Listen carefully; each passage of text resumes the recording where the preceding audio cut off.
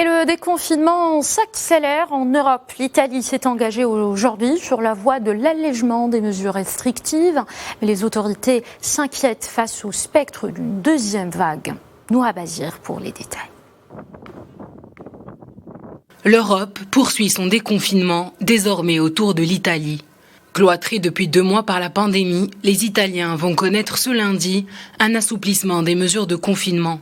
Avec 174 décès en 24 heures, le pays enregistre son plus faible bilan depuis le début du confinement et les autorités italiennes souhaitent relancer l'économie. Dans cette unité de production, ayant repris ses activités depuis plusieurs jours déjà, les mesures de sécurité sont de rigueur.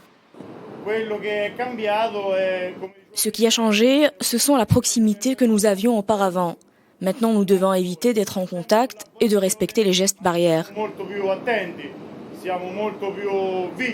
Avec ses 47 millions d'habitants enfermés depuis mi-mars, l'Espagne a de son côté autorisé ses citoyens depuis vendredi à faire du sport et à se promener. Le gouvernement espagnol a décidé de mettre en place un déconfinement progressif d'ici fin juin.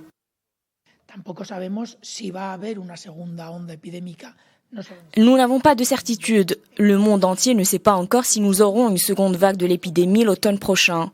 En revanche, nous faisons tout notre possible pour éviter une autre crise, ce qui risque certainement de se produire. Mais cette fois-ci, nous gérerons la situation plus rapidement, avec beaucoup moins de décès que ce que nous venons de vivre.